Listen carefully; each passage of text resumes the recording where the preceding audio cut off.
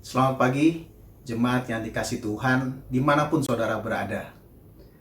Saya percaya dan terus berdoa untuk kita semua saudara, di mana kita saat ini sudah masuk ke bulan yang ketiga, bahwa kita semua di dalam perlindungan Tuhan, baik-baik saja, dan kita semua ada dalam pemeliharaan Tuhan. Saudara, Devotion from Home kali ini berjudul Dua Sisi Pengharapan. Terambil dari Roma 5 ayat yang pertama sampai dengan kelima. Demikian bunyi firman Tuhan. Sebab itu kita yang dibenarkan karena iman, kita hidup dalam damai sejahtera dengan Allah, oleh karena Tuhan kita Yesus Kristus. Oleh Dia kita juga beroleh jalan masuk oleh iman kepada kasih karunia ini. Di dalam kasih karunia ini kita berdiri dan kita bermegah atau rejoice, bergembira dalam pengharapan akan menerima kemuliaan Allah. Yang ketiga, dan bukan hanya itu saja, kita malah bermegah, sekali lagi rejoice, juga di dalam kesengsaraan kita. Karena kita tahu bahwa kesengsaraan itu menimbulkan ketekunan, dan ketekunan menimbulkan tahan uji, dan tahan uji menimbulkan pengharapan. Dan pengharapan tidak mengecewakan, karena kasih Allah telah dicurahkan di dalam hati kita oleh Roh Kudus yang telah dikaruniakan kepada kita. Saudara, Rasul Paulus menyebut di ayat yang pertama, kemudian di ayat yang kedua, kita bisa ambil di situ bahwa pengharapan di dalam Kristus itu adalah kekuatan, adalah ujungnya, adalah hasil akhir daripada kehidupan kita, yaitu pengharapan dalam Kristus akan menerima kemuliaan Allah. Dan dikatakan bersukacitalah, bermegah di sini artinya bersukacita di dalam bahasa Inggrisnya, rejoice. Kemudian di ayat yang ketiga dan juga di ayat yang keempat, Rasul Paulus menyatakan kepada kita bahwa ketika kita menjalani kehidupan yang penuh pengharapan, kita harus tahu di depan kita itu ada ujian, ada masalah, ada kesengsaraan dikatakan. Tetapi semuanya itu menimbulkan tahan uji, yang hasilnya menimbulkan pengharapan. Nah, ini adalah hal yang perlu diketahui oleh kita orang percaya. Tetapi kita tahu bahwa ujungnya adalah menerima kemuliaan Allah. Itulah pengharapan kita di dalam Kristus. 1 Petrus 1 ayat yang ketiga, ini selanjutnya. Rasul Petrus mengatakan di dalam NET-nya, Blessed be to God, blessed be the God and Father of our Lord Jesus Christ. By His great mercy, He gave us new birth into a living hope through the resurrection of Jesus Christ from the dead. Ada harapan yang hidup, a living hope, harapan yang tidak mati. Itu artinya harapan yang tidak sia-sia, yang tidak mengecewakan di ayat Roma sebelumnya. Kalau kita kembali ke sana, ini ada sesuatu yang inline. Jadi ada pengharapan dan kita diminta di ayat yang ke-6, di dalam 1 Petrus 1, bergembiralah. Tertulis, bergembiralah atau rejoice akan hal itu. Sekalipun sekarang ini kamu seketika harus berduka cita. Sekali lagi, sama antara Rasul Petrus dengan Rasul Paulus. Dikatakan kita diminta bergembiralah, rejoice, bermegahlah di dalam pengharapan kita. Walaupun di dalam kehidupan kita mengalami kesukaran, penderitaan, tantangan. Di sini kalau kita melihatnya saudara di dalam kehidupan Rasul Paulus, bahwa dia mengalami berbagai pencobaan, berbagai masalah, tapi kita bisa melihat yang penting adalah akhirnya. Di sini Paulus sudah tahu bahwa akhirnya pengharapan dia tidak sia-sia. Dia akan menerima kemuliaan Allah pada akhirnya.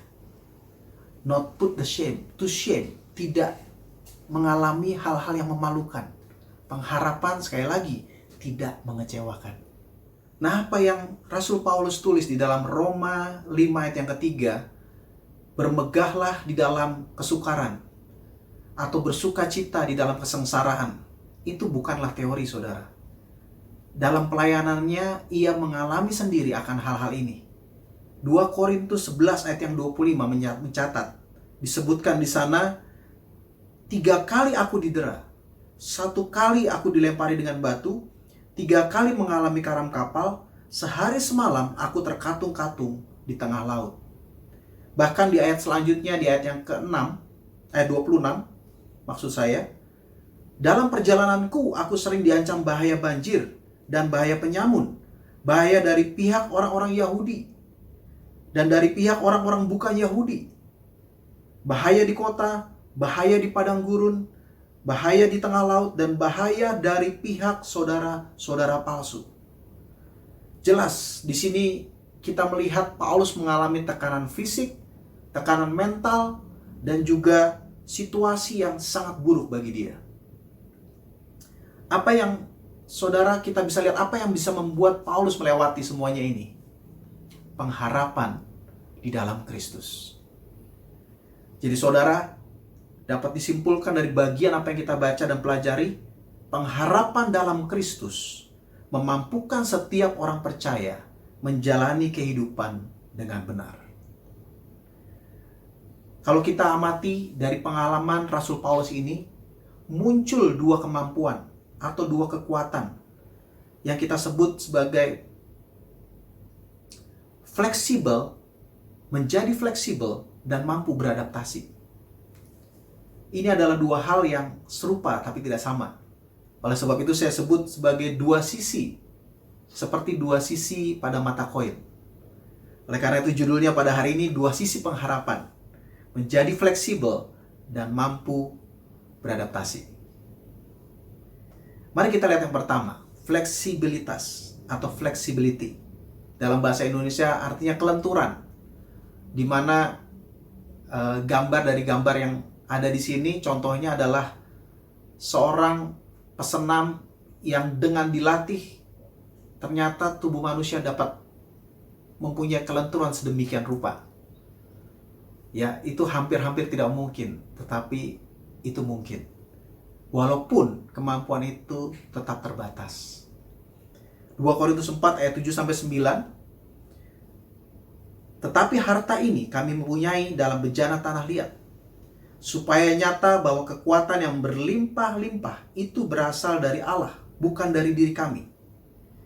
Di sini ada kata harta yang indah, ada harta, ada bejana tanah liat, dan kemudian ada kekuatan yang berlimpah-limpah. Itu maksudnya bahwa harta itu ya tidak mungkin sebetulnya tertampung di dalam bejana tanah liat yang mudah pecah, yang mudah crack, retak, bahkan hancur.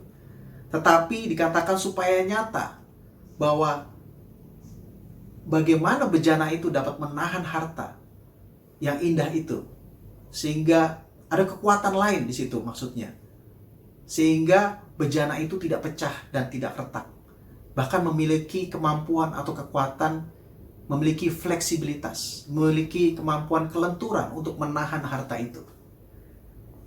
Ayat 38, dalam segala hal kami ditindas, bukan namun tidak terjepit. Kami habis akal, namun tidak putus asa. Kami dianiaya, namun tidak ditinggalkan sendirian. Kami dihempaskan, namun tidak binasa. Terjadi hal-hal ekstrim dalam kehidupan Paulus. Ya, fisik maupun perkataan. Ini hal yang luar biasa, saudara. Ya, sekali lagi ada kekuatan yang berlimpah, bukan hanya cukup, tapi berlimpah dari Tuhan. Kalau dikatakan ini benar-benar yang namanya tahan banting. Lalu berikutnya, adaptabilitas atau adaptability. Ya, kemampuan beradaptasi. Yaitu penyesuaian, bagaimana seorang manusia dapat menyesuaikan diri terhadap perubahan. Gambarnya tanaman kaktus. Tanaman ini ternyata dapat hidup di lingkungan atau iklim yang ekstrim, saudara. Mulai dari tempat yang gersang sampai kepada suhu yang minus karena bersalju. Kaktus dapat hidup dengan seperti biasanya, tidak ada perubahan apa-apa, dia dapat menyesuaikan diri dengan keadaan yang ekstrim itu. Itulah arti daripada adaptabilitas, yaitu kemampuan beradaptasi. Ini juga yang dialami oleh Paulus. Ini juga yang muncul di dalam kehidupan. Dalam Filipi 4 ayat yang ke-10 sampai dengan 13. Aku sangat bersukacita dalam Tuhan bahwa akhirnya pikiranmu dan perasaanmu bertumbuh kembali untuk aku. Memang selalu ada perhatianmu, tetapi tidak ada kesempatan bagimu. Ayat yang ke-11, kukatakan ini bukanlah karena kekurangan, sebab aku telah belajar mencukupkan diri dalam segala keadaan. Aku tahu apa itu kekurangan, dan aku tahu apa itu kelimpahan. Dalam segala hal dan dalam segala perkara, tidak ada suatu yang merupakan rahasia bagiku, baik dalam hal kenyang maupun dalam hal kelaparan, baik dalam hal kelimpahan maupun dalam hal kekurangan. Ayat 13, segala perkara dapat kutanggung di dalam Dia yang memberi kekuatan kepadaku. Di sini kita tahu bahwa Paulus mengalami situasi keuangan, baik dalam hal kekurangan maupun kelebihan, baik dalam hal kelaparan maupun kenyang. Ini merupakan sebuah kemampuan beradaptasi atau kemampuan menyesuaikan diri yang muncul dalam diri Paulus. Ayat yang ke-13, saudara, yang mungkin dari sebagian kita sering mengutipnya, yaitu segala perkara dapat kutanggung di dalam Dia yang memberi kekuatan kepadaku. Dalam terjemahan ESV lebih jelas maksudnya.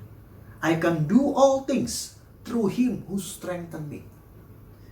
Jadi di sini Paulus berkata bahwa dan menulis dia dapat melakukan apa saja, melakukan all things, ya. I can do all things through Him, melalui Dia yang menguatkan dia, who strengthen me. Baik itu dalam hal kekurangan, dia tetap bisa melakukan karena dia mampu beradaptasi, karena dia mampu menyesuaikan diri. Dalam hal kelebihan, dia juga tetap bisa melakukan hal-hal yang dia rencanakan, karena dia mampu melakukan, karena dia memiliki kemampuan beradaptasi, menyesuaikan diri. Kita tidak bisa main-main juga dengan kelebihan, saudara. Karena kalau kita salah manage, kita juga akan stop nantinya.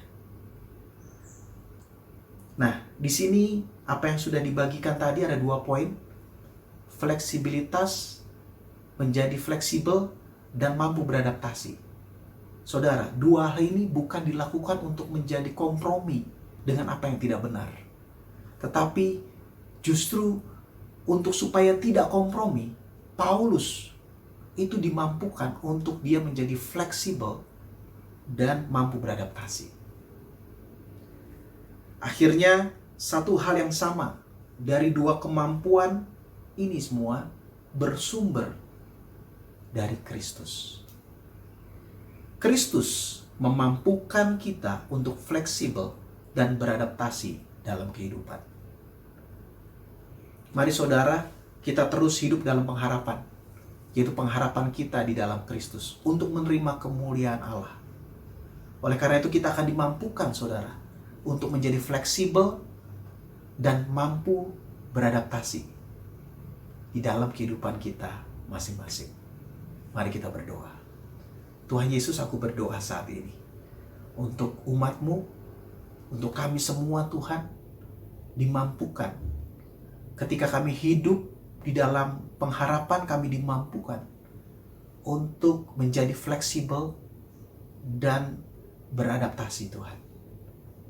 Aku berdoa untuk setiap kesempatan yang ada di depan kami, untuk kami dapat berjalan di dalam anugerah-Mu, sehingga kami dapat menyesuaikan diri dan menjadi fleksibel, lentur di dalam apa yang kami hadapi, tanpa kompromi dengan hal-hal yang tidak benar. Aku berdoa, Tuhan, untuk umat-Mu terus berjalan di dalam kebenaran dan juga di dalam kemurahan-Mu.